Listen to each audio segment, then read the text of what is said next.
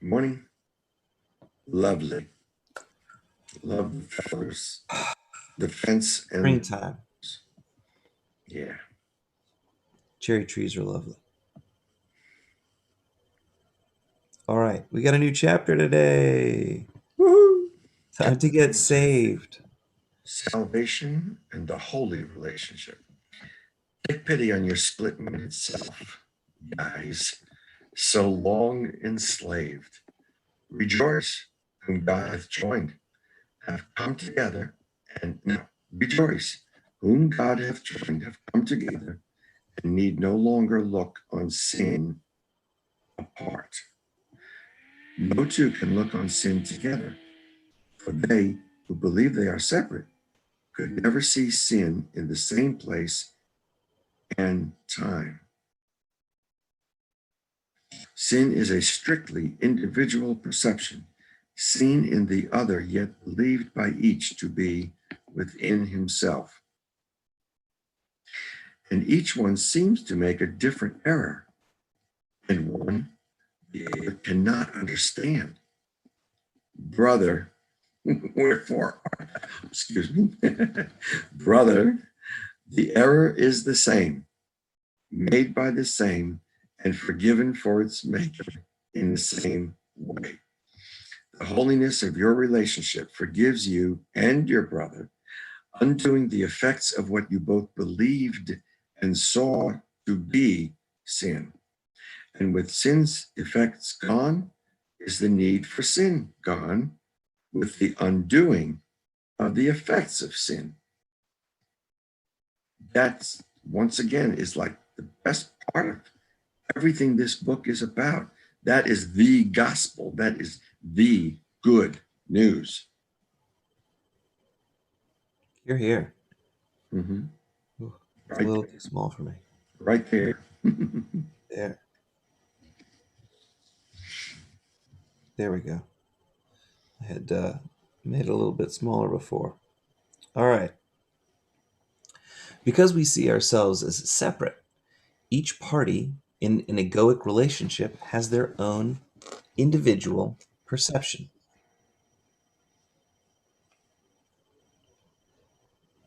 Since each sees the relationship based on their individual belief in lack, each party has a different belief in what constitutes the sin of lack. What's the cardinal sin in their own hearts that the other person's breaking? Mm-hmm. Since both parties are coming from a belief in lack, the error is still the same. They're looking at the other person as though they're an individual and a limited ego body thing. Only the form of the error appears to be different. In a holy relationship, each party comes from the belief that each lacks nothing, since neither lacks anything. Sharing of the oneness is possible. This creates a joining and extension. The ego's special relationship has been transformed into a holy relationship. This transformation removes the belief in the sin of lack. Each party is seen with the vision of Christ as unlimited spirit. The belief that God's Son is sinless has returned. Wow. As what happens so many times in these readings, this is like a whole shooting match. It's how we get to a point of being able to truly love one another. It's putting all of this stuff together. When you stop seeing the other person's, what you perceive to be the other person's lacks or what they're doing wrong or what their sin is, call it anything you want. They're a liar. They are a fabricator. They're a bully. They're a narcissist. They're a this. They're a that. When we stop seeing the sin in other people, is until then we don't get this salvation. Yep, Whatever. I wish I could see it perfectly in all of the people around me. It's very difficult to look at Donald Trump and not see where he might be lacking as an individual. Yet apparently, this is something just to think about. The evangelicals are the ones who do that mostly they love him and worship him and See him as sinless. look, yeah, and we'll just leave it at There must be something there. There must be some facet that we can't they have a holy overlook. relationship. They have more of a holy relationship with him than we do. Yes, there you go. Sure, because we certainly have, those of us that are so inclined, much more of a special relationship with him, which ain't pretty. Yeah. Okay. All right. Who has need for sin? Only the lonely. That used to be a great song. Only the lonely and alone who see their brothers different from themselves have need of sin. It is this difference that each brother is believed to be different or special that the ego sees. This egoic difference is seen but not real. This egoic difference makes the need for sin not real but seen. Thus, sin seem justified. Oh, I gotta read that again. Sorry. Go to 3. I didn't end up right. This egoic difference makes the need for sin not real but seen. Thus, sin seem justified. There might be a problem with tenses there, but anyway. And all this egoic difference would be, it's probably my inability to see it clearly in that sentence. It's bugging me right now, but let me read on. Sometimes it's helpful to read to the end of the paragraph and then attack it again. Let me give it a shot. Who has need for sin? Only the lonely and alone, who see their brothers different from themselves, have need of sin. It is this difference that each brother is believed to be different or special that the ego sees. This egoic difference is seen but not real. The egoic difference makes the need for sin not real but seen, thus sin seemed justified. And all this egoic difference would be real if sin were so. For an unholy relationship is based on the differences, where each one thinks the other has what he has not. In an unholy relationship, both parties come together, and each to complete himself and rob the other. Both parties stay until they think that there is nothing left to steal. Then both parties move on.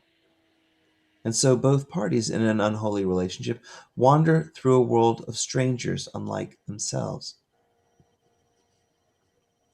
Wow.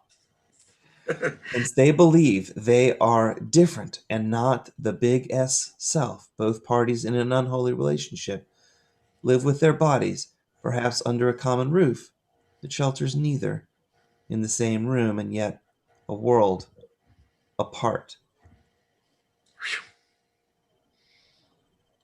Welcome to Oh, a lot of truth. That's a big oh my swallow. God. Thank you for clarifying that third sentence. Wow. Pleasure is all mine. I'll read the note for you. Okay.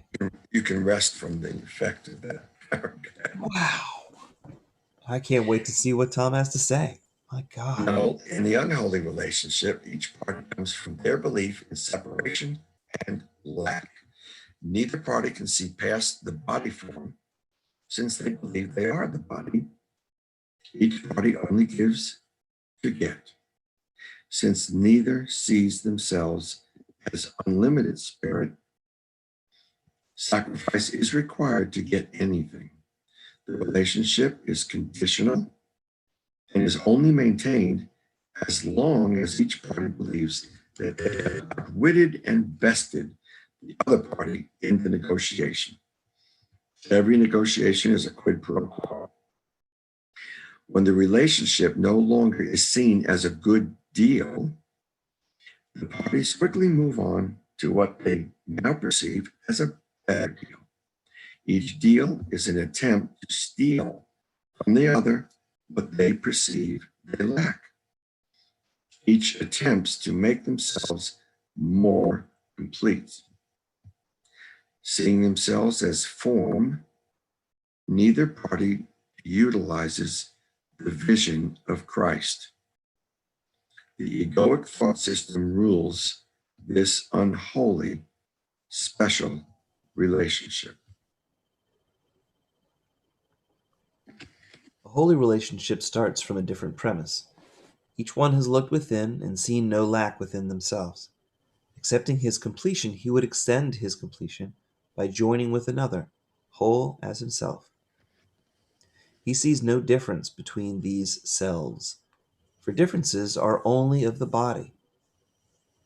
Therefore, being already fully complete, he looks on nothing he would take from the other party who is already complete, also already complete. He denies not his own reality as unlimited spirit because it is the truth. He doesn't deny his own reality as an unlimited spirit because that is the truth. Just under heaven does he stand, but close enough not to return to earth. For this holy relationship with his brother has heaven's holiness. How far from home can a relationship so like heaven be? And Dad, I got to tell you, I am so blessed to have you in this holy relationship with me as a brother on this path. It has been truly an amazing 30-year long traipse around the spiral of this mountain we're climbing. Well, it all starts off with two people talking to each other and agreeing that there has to be a better way There has to be a better way. and working it out. And this is it. The better way is having holy relationships with everyone and considering everyone his brother or sister. Creation, which is the extension of everything, is only possible with someone who knows they already are everything.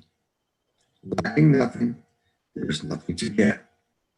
In the holy relationship, the party understands that there is just the oneness of everything. Instead of the egoic belief that you should only give to get, quid pro quo, the holy relationship is based on the law of God, which understands that to give is to receive. The thought system of the Holy Spirit rules the relationship. And some people are just better than others at it because of what they've lived and learned and figured out and what was given to them. Think what a holy relationship can teach. Here in the holy relationship is belief in differences undone. Here in the holy relationship is the faith in differences shifted to sameness. And here in the holy relationship is sight of differences transformed to vision. Reason now can lead you and your brother to the logical conclusion of your union. The holy relationship must extend as you extended when you and your brother joined. The holy relationship must reach out beyond itself as you reached out beyond the body to let you and your brother be joined. And now the sameness that you saw in your brother extends and finally removes all sense of differences between brothers, so that the sameness that lies beneath all relationships becomes apparent. Here is the golden circle where you recognize the Son of God.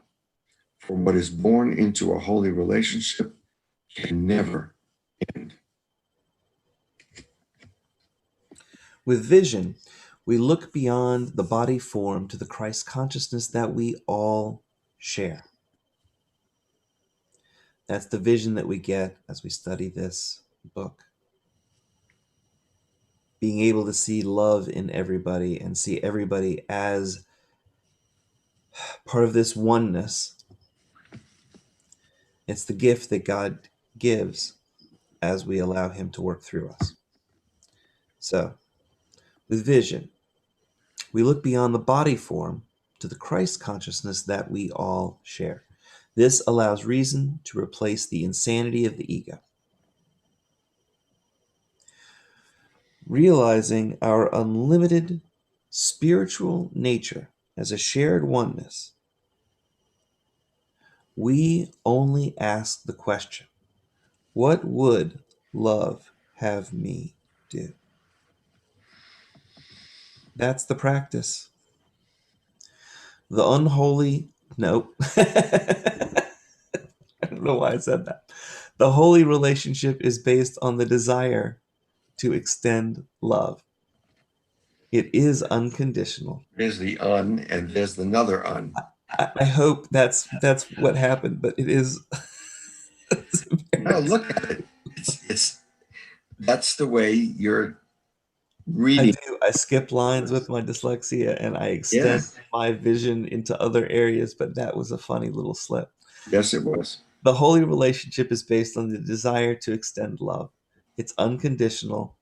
It understands that seeing my brother as sinless, I claim sinlessness for myself. The circle of love, which is to give, is to receive. Sorry, that the circle of love, which is to give, is to receive, is completed. So when you give out something, if you just continue, it comes back to you. It's a boomerang. It's a boomerang. Have a great day. I remember that old song, My Boomerang Won't Come Back. One of the funniest songs Is it? that came up, and it's, wow. Sing us out, Bob. Oh, you want me to sing it? No, I don't think so. My boomerang won't come back. My boomerang won't come back. I waved the thing all over the place. Practiced practiced till I was blue in the face. A big disgrace to the Aborigine race. My boomerang won't come back. For Amen. real? You gotta go to Google. What is it? My boomerang? My boomerang. Yes, I know. There it is. My Boomerang won't come back. yeah. Charlie Drake.